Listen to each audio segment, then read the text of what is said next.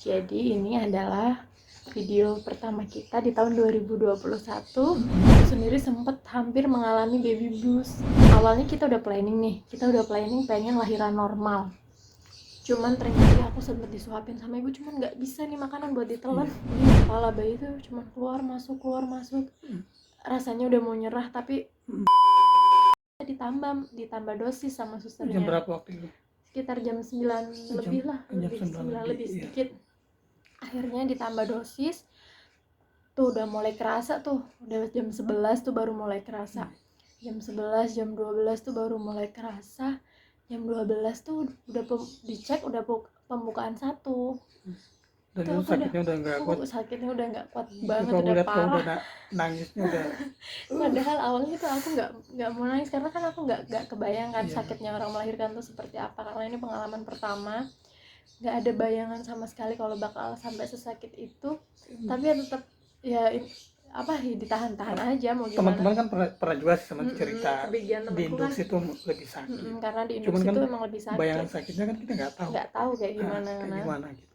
Akhirnya pas mulai jam 12 itu dicek udah pembukaan 1, udah seneng dong, paling nggak udah ada perkembangan lah gitu. Ngaruh lah obat dari induksi itu. Akhirnya aku udah nggak kuat, minta dicek lagi. Jam 2 dicek masih pembukaan 1, jam 3 pun dicek masih pembukaan 1. Udah sakitnya makin keras. Sakitnya makin parah kok. Perasaan aku tuh kayak udah mau keluar gitu, tapi ternyata pembukaannya masih 1. Nah, akhirnya jam 3:30 tuh dicek lagi. Jam 3:30 atau jam 4 ya? Jam 4 kayaknya. Jam 4 ya. Dicek udah mulai pembukaan 4, terus dicek lagi pembukaan 8. Akhirnya susternya langsung hubungin dokter kan. Soalnya kan malam itu dokternya nggak di situ. Jadi sekitar jam 5 subuh lah pokoknya. Subuh. Nah itu susternya nelpon dokter, akhirnya dokter datang. Pas dokter datangnya udah pembukaan lengkap. Tapi udah waktunya mengejan, akunya yang kehabisan tenaga karena udah semalaman itu udah nggak tidur, udah nggak makan, nggak minum gitu. Jadi emang benar-benar waktu itu tenaganya terkuras habis. Padahal untuk mengejan itu kita butuh banyak tenaga gitu. Mau dikasih makan juga dalam posisi sakit seperti itu. Sempat dikasih makan, aku disuruh sama susternya disuapin Bu kan. Itu kan didampingin sama ibu aku kan. Jadi aku sempat disuapin sama ibu, cuman nggak bisa nih makanan buat ditelan. Nggak bisa ditelan, susah banget. Terus akhirnya cuma minum susu segelas. Lumayan tuh. Itu proses mengejan itu sekitar 1,5 jam.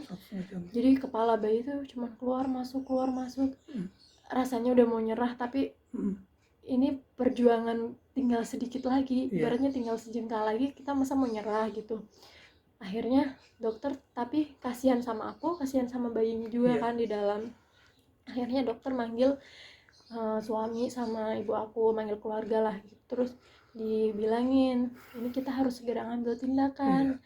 Kalau nggak segera nanti kasihan sama bayinya, kasihan ibunya juga gitu.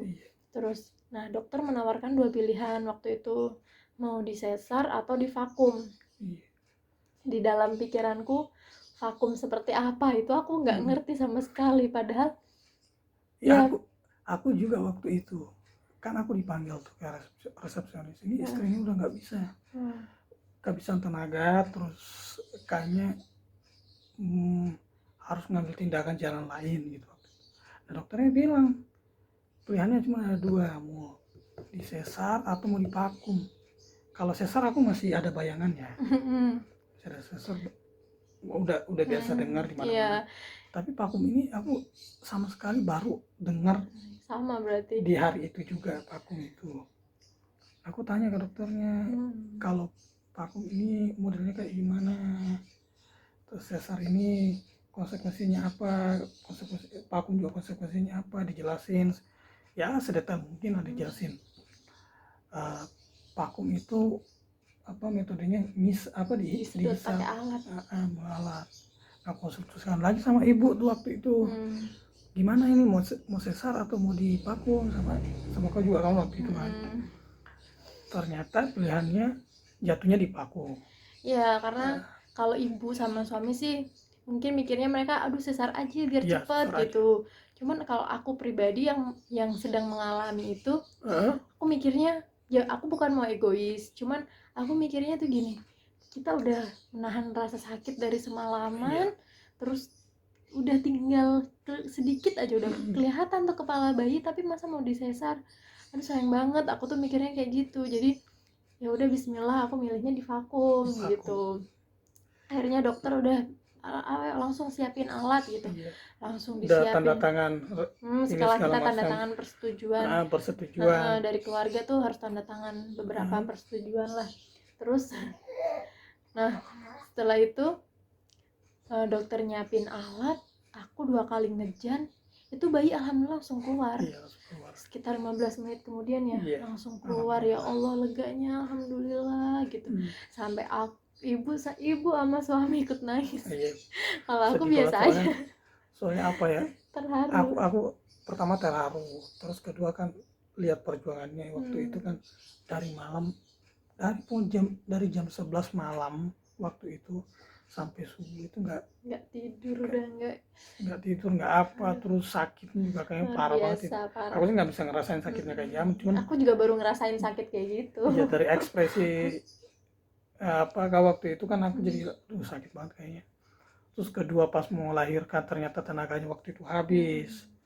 Waduh gimana nih, Nah, pas nyampe untungnya intinya kan kok malah kayak gini gitu.